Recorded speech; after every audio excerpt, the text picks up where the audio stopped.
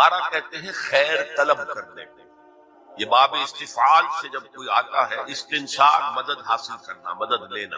استخارہ خیر طلب کرنا، خیر حاصل کرنا. اور اس کی ایک دعا جو ہے وہ ایسی ہے کہ جو حضور نے صحابہ کہتے ہیں ہمیں ایسے سکھائی جیسے قرآن، یعنی اتنے اہتمام کے ساتھ وہ دعا سکھائی. وہ دعا پڑھتے رہنا یہ ایک مستقل گویا کہ انسان کا استخارہ ہونا چاہیے. اس کے معمولات کوئی بھی مسئلہ درپیش ہے تو آدمی دعا کرے، اللہم انی استخیرک بعلمک واستقدرک بقدرتک. اے اللہ میں تیرے علم سے خیر مانگتا ہوں اور تیری جو قدرت ہے اسی سے قدرت چاہتا ہوں کہ مجھے بھی کچھ طاقت حاصل ہو جائے. اللہم انی استخیرک بعلمک واستقدرک بقدرتک واسألک من فضلک العظیم، اور مانگتا ہوں تجھ سے تیرا بہت بڑا فضل. اللہم ان کنت تعلم ان ھذا الامر خیر لی فی دینی ومعاشی وعاقبۃ امری. اے اللہ تیرے علم میں اگر یہ کام جو میں کرنے چلا ہوں یا یہ رشتہ جو ہم کو تجویز کر رہے ہیں، اگر تیرے علم میں یہ ہے کہ یہ ہمارے لیے دین اور دنیا اور آخرت کے اعتبار سے بہتر ہے، فقدر ہولی، تو وہ ہمارے لیے اس کو ہمارے لیے آسان کر دے، میسر کر دے. میسر ہولی، اسے ہمارے لیے آسان کر دے. ثم بارک لی فی، اور پھر اس میں ہمیں برکتیں عطا فرما. وَإِن كُنتَ تَعْلَمُ أَنَّ هَذَا الْأَمْرَ شَرٌّ لِّي فِي دِينِي وَمَعَاشِي وَعَاقِبَةِ أَمْرِي، اور اگر تیرے علم میں یہ ہے کہ یہ کام ہمارے لیے شر ہے، برائی ہے، دین میں بھی دنیا میں بھی اور عاقبت کے اعتبار سے بھی، فَاصْرِفْهُ عَنَّا یا عَنِّي، تو پھر اس کام کو مجھ سے دور کر دے. وَاصْرِفْنِي عَنْهُ، اور مجھے اس سے دور کر دے، اسے مجھ سے دور کر دے.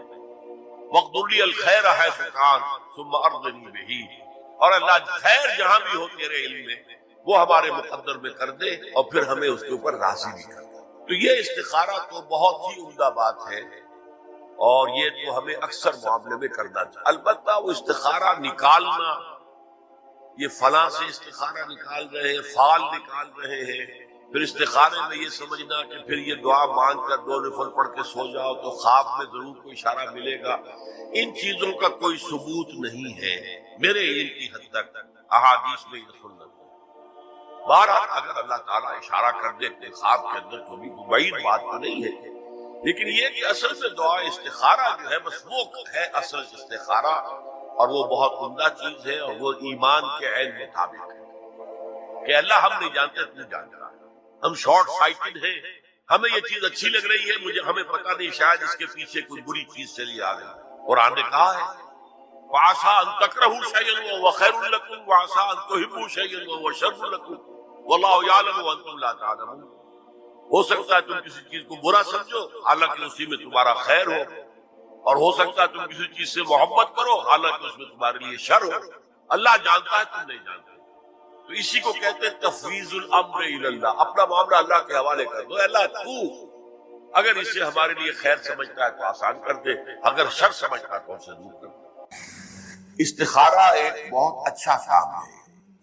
وہ کیا ہے؟ استخارے کے معنی ہے خیر طلب کرنا، اور اس کی ایک دعا ہے جو اللہ تعالیٰ نے، اللہ کے رسول نے سکھائی ہے صحابہ کو، اور صحابہ یہ کہتے ہیں کہ ہمیں اس طرح یہ دعا اللہ کے رسول نے سکھائی جیسے قرآن سکھایا ہے، یعنی اتنی اہمیت کے ساتھ. اس کا مسئلہ کیا ہوتا ہے کہ آپ ایک کام کرنے چلے ہیں، ابھی آپ کا دل جو ہے وہ کچھ تذبذب میں ہے کہ یہ کام ٹھیک ہے یا نہیں ہے، اس کا نتیجہ اچھا ہوگا کہ نہیں ہوگا، یہ بیل منڈے چڑھے گی کہ نہیں چڑھے گی. تو اس کو آپ کا جو اندر کا جو تذبذب ہے اس کو ختم کرنے کے لیے دعا کی جاتی ہے کہ اے اللہ میں تیرے علم سے خیر چاہتا ہوں. اللہم انی استخیرک بعلمک واستقدرک بقدرتک، اور جو تیری قدرت ہے اسی سے میں چاہتا ہوں کہ مجھے بھی قدرت کچھ حاصل ہو جائے فیصلہ کرنے کی.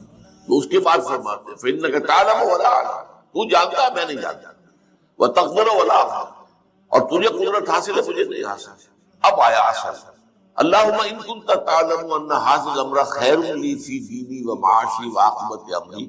اے اللہ اگر تیرے علم میں یہ ہے کہ یہ کام میں اپنی بیٹی کا رشتہ فلاں سے کرنے چلا، اگر تیرے علم میں یہ ہے کہ یہ بہتر ہے میری آخرت اور دنیا کے اعتبار سے، نتائج کے اعتبار سے، فقدرہ لی، تو پھر اس کو طے کر دے میرے لیے، ویسرہ لی، میرے لیے آسان کر دے، ثم ارضنی بہ، پھر مجھے اس پر راضی کر دے، وَإِن كُنتَ تَعْلَمُ، اگر تو یہ جانتا ہو، تیرے علم میں یہ ہو، أَنَّ هَذَا الْأَمْرَ شَرٌّ لِّي فِي دِينِي وَعَاشِي وَعَاقِبَةِ أَمْرِي، کہ یہ کام تو میرے لیے شر ہے، اصل میں مجھے نظر تو نہیں آ رہا، میں تو شارٹ سائٹڈ ہوں، تو جانتا ہے کہ خیر ہے یا شر ہے۔ اگر یہ شر ہے تو اسے پھیر دے، دور کر دے، اپنی قدرت سے اس کو ہٹا دے، مجھے اس سے ہٹا دے، اسے مجھ سے ہٹا دے۔ وَاقْدُرْ لِي الْخَيْرَ حَيْثُ كَانَ، اور جہاں سے بھی ہو مجھے خیر عطا فرما، ثُمَّ أَرْضِنِي بِهِ، اور پھر اس کو مجھے راضی کر۔ یہ ہے دعائے استخارہ، اللہ تعالیٰ سے فیصلہ چاہنا۔ اس کے بعد اللہ تعالیٰ جو ہے انسان کے دل کو جما دیتا ہے کسی ایک کے اوپر۔ اب اس کی جو باقی ہمارے ہاں جو ہو گئی ہے شکل کہ کوئی خواب میں آئے، کوئی نشان نظر آئے، یہ کوئی استخارے کا حصہ نہیں ہے، یہ اس کے اندر اضافی چیزیں ہیں۔ لیکن یہ بھی ہو سکتا ہے کہ انسان رات کو جو ہے 2 نفل نماز پڑھے اور اس کے بعد یہ دعا استخارہ کر کے سو جائے۔ ہو سکتا ہے کوئی خواب کے اندر سے کوئی اشارہ بھی جائے، امکان ہے اس کا، لیکن یہ ہے کہ یہ کوئی ضروری نہیں ہے۔ یہ صرف یہ کہ دل کا کسی پہلو پر پھر جم جانا، ٹھک جانا، یہ اس بات کی علامت ہوگی کہ میں نے اللہ سے بات کہی تھی، اللہ نے میرے دل پر جما دیا ہے، تو یقیناً ہے۔ جو لوگ اللہ پر ایمان لائے، کہے کہ ہمارا رب اللہ ہے، پھر اس پر جم جانا، ان پر فرشتوں کا نزول ہوتا ہے۔ نہ کوئی غم کرو، نہ خوف، خوشیاں مناؤ جنت کی جس کا تم سے وعدہ کیا گیا تھا۔ اللہ کی ربوبیت پر اطمینان جب انسان کو ہو جاتا، میرا رب اللہ ہے، ربی اللہ، انسان کے لیے نہ کوئی کھٹکا، نہ کوئی خطرہ، نہ کوئی خوف، نہ کوئی حزن۔ جو کچھ ہو رہا ہے کس کے اذن سے ہو رہا ہے؟ اللہ کے اذن سے۔ اللہ کے اذن کے بغیر پتا تک نہیں ہلتا۔ یہ کوئی اندھا بہرا مادہ نہیں ہے جس سے مجھے کوئی خوف ہو۔ اندھا بھینسا چلا رہا ہو، اس سے تو ڈرنے کا ہر انسان کو ڈرنا چاہیے، نہ معلوم کس کو ٹکر مار دے۔ لیکن نہیں، اس کائنات کو چلانے والا ایک سمیع و بصیر خدا ہے، وہ جو میرا دوست ہے، میرا ولی ہے۔ اللہ ولی الذین آمنوا یخرجہم من الظلمات الی النور، اللہ اہل ایمان کا ولی ہے، ساتھی ہے، پشت پناہ ہے، مددگار ہے، حمایتی ہے۔ بتائیے جسے یقین ہو جائے کہ اللہ میرا مددگار، اللہ میرا محافظ، اللہ میرا پشت پناہ، اللہ میرا حمایتی، اس کے لیے کوئی خوف ہوگا؟ اسے کوئی ڈر ہوگا؟ میں مثال دیا کرتا ہوں ایک بہت سادہ، پنجاب کے دیہات کی۔ تو بڑا چودھری ہے اور کوئی غریب کسان ہے۔ اس غریب کسان کی کہ جانوروں کو ہر وقت اندیشہ ہوگا چوری کا، کوئی میری بھینس کھول کر نہ لے جائے، کوئی میرا بیل کھول کر نہ لے جائے۔ لیکن جس کے بارے میں یہ سب کو معلوم ہو کہ وہ جو بڑا چودھری ہے وہ اس کا دوست ہے، اس کی بچیا کو کوئی خوف ہوگا؟ اس کی بھینس پر کوئی ہاتھ ڈالے گا؟ اسے کوئی اندیشہ ہوگا؟ نہیں۔ کیوں؟ کہ وہ بڑا چودھری، بڑا اس کا یہاں کا سردار، جاگیردار، سب کو معلوم ہے وہ میرا دوست ہے، کوئی میرے خلاف اقدام نہیں کر سکتا۔ اس دنیا میں یہ چھوٹی سی بات اگر آپ کے دلی اطمینان اور سکون کا باعث بن سکتی ہے تو ذرا تصور کیجئے۔ میں لفظ تصور استعمال کروں گا صرف اس لیے کہ اس کا ہم جس کو کہتے ہیں ادراک اور شعور کر نہیں سکتے، اگر کے ساتھ کر سکتے۔ اگر یقین ہو کہ اللہ میرا مددگار اور یقین ہو کہ اللہ ہر آن میرے ساتھ ہے، پھر کوئی خوف؟ کس کا خوف؟ کوئی شے اللہ سے بالا تر ہے؟ کوئی قوت اس سے زیادہ طاقتور ہے؟ کوئی اس کے ارادے کو بدلنے والا ہے؟ کوئی اس کی مشیت کے آڑے آنے والا ہے؟ یہی بات ہے جو حضور نے فرمائی ہے، ایمان کا حاصل ہے لب لباب، کہ دیکھو اچھی طرح اس بات کو ذہن نشین کر لو، اگر تمام انسان مل کر تمہیں کوئی نقصان پہنچانا چاہے نہیں پہنچا سکتے، مگر جو کچھ اللہ نے لکھ دیا، اور تمام انسان مل کر تمہیں کوئی نفع پہنچانا چاہے نہیں پہنچا سکتے، مگر وہ شے جو اللہ نے طے کر دی۔ آپ پھر میں کہوں گا ذرا تعریف کیجئے، اسے فرض کیجئے اسے سوچئے، اگر اس حدیث پر ہمارا دل ٹھکا ہوا ہو تو کسی سے ڈر ہوگا؟ یہ مجھے نقصان نہ پہنچا دے، یہ میری رپورٹ خراب نہ کر دے، یہ میری انکریمنٹ نہ رکوا دے، یہ میرا یہ نہ بگاڑ دے، یہ میرے یہ نقصان نہ پہنچا دے۔ اس کا ڈر، اس کا ڈر، اس کا خوف، اس کی خوشامد، اس کے لیے جا کر طرح طرح سے اپنی عزت نفس کو ذلیل کروانا اس کے سامنے، یہ سب کچھ کیوں کرتا ہے انسان؟ جب سمجھتا ہے کہ اس کے ہاتھ میں میرا کوئی نفع ہے، اس کے ہاتھ میں میرے لیے کوئی ضرر ہے، یہ مجھے کوئی غضب پہنچا سکتا ہے، یہ مجھے کوئی نقصان پہنچا سکتا ہے، یہ میرے کوئی کام بنا سکتا ہے، یہ میری کوئی ضرورت پوری کر سکتا ہے، اسی کا نام شرک ہے۔ جہاں آپ نے یہ سمجھا کہ غیر اللہ کے اندر کوئی طاقت موجود ہے، وہی شرک ہے۔ بتوں سے تجھ کو امیدیں، خدا سے نو امیدی، مجھے بتا تو صحیح اور کافری کیا ہے؟ شرک تو یہ ہے جس پر بھی تمہیں یہ خیال ہے، کلمہ ہے یہ کلمہ سوم، لا حول ولا قوت الا باللہ، ذرا اس پر دل کو کبھی اگر آپ تصور کریں، پھر فرض کریں دل ٹھک جائے، اس پر کوئی طاقت نہیں۔ یہی بات تھی جو شیخ عبد القادر جیلانی رحمۃ اللہ علیہ نے اپنی وصیت میں اپنے بچے سے کہی۔ 11ویں دینے والے ہیں، لیکن حضرت شیخ عبد القادر جیلانی کی وصیت اور تعلیمات کو کتنے لوگ نہیں جانتے ہیں؟ یہ جن مقامات تک پہنچے ہیں وہ کس چیز کی بدولت پہنچے؟ انہوں نے جو پیغام دیا وہ کیا تھا؟ اے میرے بچے، جس طریقے سے قرآن مجید میں حضرت لقمان کی نصیحتیں جو ہے نقل کر دی گئی ہیں، میں یہ کروں گا بالفرض اگر قرآن حضرت عبد القادر جیلانی کے بعد نازل ہوا ہوتا تو شیخ عبد القادر کی یہ نصیحتیں بھی قرآن میں درج ہوتی۔ اتنی اونچی نصیحتیں ہیں۔ اے میرے بچے، اس حقیقت کو ذہن نشین کر لے، لا فاعل فی الحقیقت ولا مؤثر الا اللہ، اس کائنات میں نہ کوئی فاعل حقیقی ہے نہ مؤثر حقیقی ہے سوائے اللہ۔ کسی شے میں کوئی تاثیر نہیں اگر اللہ نہ چاہے، آگ جلا نہیں سکتی اگر اللہ نہ چاہے، پانی ڈبو نہیں سکتا اگر اللہ نہ چاہے، زہر ہلاک نہیں کر سکتا اگر اللہ نہ چاہے، کوئی چیز فائدہ نہیں پہنچا سکتی اگر اللہ نہ چاہے۔ تو در در پہ کیوں سر جھکاتے ہو؟ در در پر کیوں جبینسائی کرتے ہو؟ سب کے سامنے کیوں ہاتھ پھیلاتے ہو؟ ایک اللہ سے مانگو، ایک اللہ کے سامنے جبین سر پر زمین پر اپنی جبین رکھو۔ لا فاعل فی الحقیقت ولا مؤثر الا اللہ۔ نظر آتا ہے ہمیں کہ پانی پیاس بجھا دیتا ہے، پیاس بجھانے کی صلاحیت پانی میں نہیں ہے، اللہ کے اذن سے۔ کھانا بھوک مٹا دیتا ہے، بھوک مٹانے کی صلاحیت کھانے میں نہیں ہے، اذن رب میں۔ دیکھیے یہی یقین تھا حضرت موسیٰ علیہ السلام کا واقعہ یاد کیجیے۔ سامنے سمندر آ گیا، قوم دیکھتی ہے پیچھے کہ گرد و غبار کا طوفان، معلوم ہوا کہ فرعون اپنے لشکر سمیت آ گیا۔ لشکر جب چلتا تھا تیز رفتاری کے ساتھ تو گرد و غبار کا جو طوفان اٹھتا تھا اس کا تصور کیجیے، اور لمحہ بلمحہ وہ قریب آ رہا۔ پوری قوم نے کیا کہا؟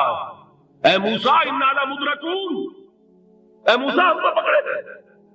قرآن مجید میں تو یہاں وہ باتیں نہیں لکھی ہیں، لیکن تورات میں یہ درج ہے کہ بنی اسرائیل جھگڑنے لگے، دست و گریبان ہو گئے موسیٰ کے ساتھ۔ موسیٰ نے یہ فرمایا لا کر، اس سے تو ہم ہی بہتر چلتے، وہاں کھانے کو ملتا تھا، زندگی تو تھی، بیگار ہم کر رہے تھے، موت تو نہیں تھی۔ اب جو کچھ ہوگا اس کا تصور کرو، جس طریقے سے ہمارے ٹکڑے اڑائے جائیں گے۔ تو لڑ رہے ہیں حضرت موسیٰ علیہ السلام۔ یہ تورات کی تفصیل ہے، قرآن میں صرف اتنا آیا ہے، پریشان ہو کر انہوں نے کہا انا لمدرکون، موسیٰ ہم کو پکڑے گئے۔ اس وقت موسیٰ کا جواب کیا ہے؟ کلا ان معی ربی سیہدین، نہیں، میرے ساتھ میرا رب ہے، وہ راستہ دے گا۔ بتائیے کہاں راستہ نظر آ رہا ہے؟ یہ ہے ایمان بالغیب۔ راستہ نظر نہ آئے تب اللہ پر یقین ایمان ہے، جیب میں پیسے ہو تب دل کو اطمینان ہے، تو ایمان کس پر ہوا؟ پیسے سے، اللہ پر نہیں۔ جب وسائل و ذرائع نہ ہو اور پھر یقین ہو کہ اللہ مسبب الاسباب ہے، وہ اسباب کا پابند نہیں ہے، وہ اسباب کا محتاج نہیں ہے، اسباب اس کے محتاج ہے، اگر یہ یقین ہے تو اللہ پر ایمان ہے، یہ نہیں ہے تو تمہارا ایمان اسباب پر ہے، وسائل پر ہے، ذرائع پر ہے، مادیات پر ہے، اللہ پر نہیں۔ اس وقت کہاں راستہ تھا؟ کوئی راستہ تھا؟ سمندر ہے اور ادھر سے لشکر آ گیا۔ کلا ان معی ربی سیہدین۔ اب دیکھیے ایمان کہہ دینا آسان ہے، ہوا معکم اینما کنتم، جہاں کہیں بھی تم ہوتے ہو اللہ تمہارے ساتھ ہوتا ہے، لیکن اس کا یقین قائم ہو جائے تو زمین و آسمان کا فرق واقع ہو جائے۔ یہی بات ہوئی حضور کے ساتھ۔ غار ہے، چھپے ہوئے ہیں محمد رسول اللہ اور آپ کے وہ یار غار ابو بکر صدیق رضی اللہ تعالی عنہ۔ اقبال نے حضرت ابو بکر کی شان میں چند اشعار کا صرف، لیکن واقعہ یہ ہے کہ بھاری بھاری نظموں پر اور قصیدوں پر بھاری، طویل ترین نظمیں اور قصیدے ہیں ان پر بھاری ہمتیں۔ ابو بکر کی ہمت جو ہے، کشت ملت را جو اب، جیسے بارش سے کھیتی اپجتی ہے، ابو بکر کی ہمت اور عظیمت اس امت کو اسی طرح سینچنے والی ہے۔ ثانیے اسلام و غار و بدر و قبر، وہ دوسرے تھے اسلام میں، دوسرے پہلے کون تھے؟ انا اول المومنین، حضور کی بات ہے، سب سے پہلا ایمان لانے والا میں، دوسرے ابو بکر۔ ویسے ہمارے ہاں یہ چلتا ہے اختلاف، حضرت علی پہلے ہیں کہ حضرت ابو بکر پہلے ہیں، لیکن اس میں بڑی خوبصورت تطبیق قائم کی ہے علماء نے اور بہت صحیح ہے۔ چار کے بارے میں فیصلہ ہی مت کرو کہ کون پہلے، ان کی ایک عجیب تقسیم کر دی ہے۔ آزاد مردوں میں، بالغ مردوں میں سب سے پہلے ابو بکر، بچوں میں سب سے پہلے علی، خواتین میں سب سے پہلے خدیجہ، اور غلاموں میں سب سے پہلے زید بن حارثہ۔ بڑی پیاری تقسیم ہے، یہ چاروں ہی پہلے ہیں، ہر ایک کے لیے اولیت ہے۔ اور واقعہ یہ ہے کہ اگر زمانی اعتبار سے تعین ہوگا تو پہلے خدیجۃ الکبریٰ آئیں گی رضی اللہ تعالی عنہ۔ کسی اور سے بات کرنے کی نوبت بعد میں آ سکتی ہے، پہلے تو اہلیہ محترمہ سے بات ہوئی، آتے ہی پہلی وحی ہوئی ہے، ابھی تبلیغ کا حکم نہیں تھا۔ کس کو بتایا واقعہ؟ ابھی اپنی نبوت کی تبلیغ کا تو حکم ہی نہیں آیا۔ واقعہ کس کا ہے؟ وہ خدیجہ کا۔ جب کہا ہے کہ خشیت علی نفسی، مجھے اپنی جان کا اندیشہ ہے، تو کیا جواب دیا خدیجہ نے رضی اللہ تعالی عنہا؟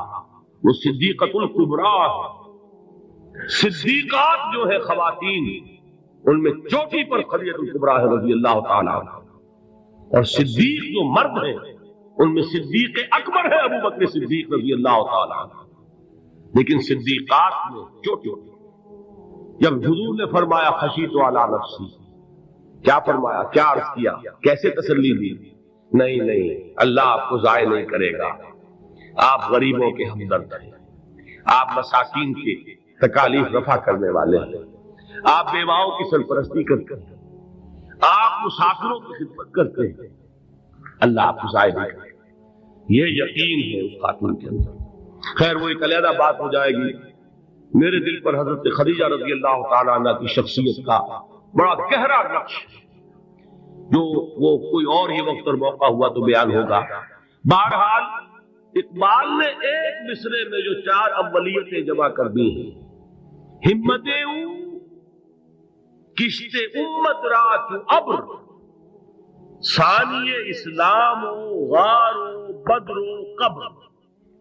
اسلام میں حضور کے بعد پہلے قوم ابو بکر،